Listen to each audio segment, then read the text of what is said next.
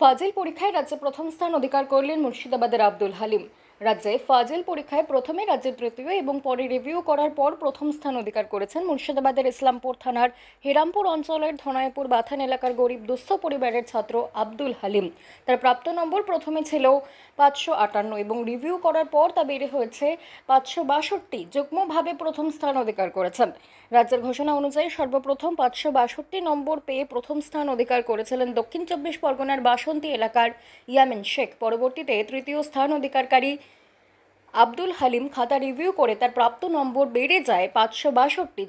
যদিও রাজ্য থেকে তা আনুষ্ঠানিকভাবে ঘোষণা করা হয়নি, সূত্র মারফত জানা গিয়েছে 3রা জুনের পর আনুষ্ঠানিকভাবে রাজ্যের তরফ থেকে তা ঘোষণা করা হবে। সেই ছাত্রকে আজ দুপুরবেলা রানীনগর বিধানসভার বিধায়ক সৌমিক হোসেন সংবর্ধনা দেন তার ইসলামপুর বাসভবনে। এই সংবর্ধনা পাওয়ার পর কৃতি ছাত্র আব্দুল হালিম কি বলছেন তা শুনুন বিস্তারিত।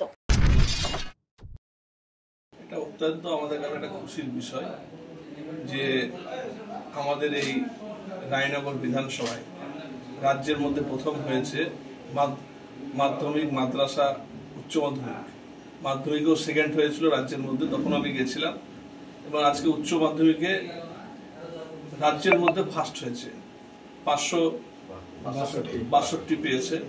এটা আমাদের কাছে অত্যন্ত গর্বের বিষয় এবং আমরা সবসময় চাই যে এত ভালো একটা স্টুডেন্ট আরো এগিয়ে যাক। মাধ্যমিকে যখন সেকেন্ড হয়েছিল তখন তার বাড়ি আজকে আমরা গেছিলাম এবং আজকে আমি খবর পাওয়ার সঙ্গে সঙ্গে আমাদের যে অঞ্চল সভাপতি, আমি যখন পড়া শুরু করেছিলাম তখন আমার টার্গেট ছিল ফার্স্ট হওয়ার। তো আমি যখন থার্ড হলাম তখন কিছুটা হলেও কষ্ট ছিল মনে। তারপরেও এটা ভাবলাম যে যারা র্যাঙ্ক করতে পারেনি তাদের থেকে তো আমি কিছু আছি, সেইভাবেই করলাম। তো ইতিহাসে নাম্বার আমার কম ছিল, আমার জানা মতে কম ছিল, আরও নাম্বার বাড়বে এরকম আমার আশা ছিল। সেই হিসাবে আমি স্যারদেরকে বললাম, স্যারেরা সহযোগিতাকে খাতা রিভিউর জন্য করলো। আমি প্রিপেয়ার করেছিলাম যে 4 নম্বর বেড়েছিল, তো যে 562 হয়েছে। তো ফার্স্টের সমতুল্য আমার নাম্বার হয়েছে। তো যারা র্যাঙ্ক করেছিল তাদের সঙ্গে যোগাযোগ করেছি, ওরা খাতা রিভিউ কেউ করেছে, নাম্বার বাড়েনি, কেউ করলেও সর্বোচ্চ নাম্বার 562 হয়েছে আমার জানা মতে।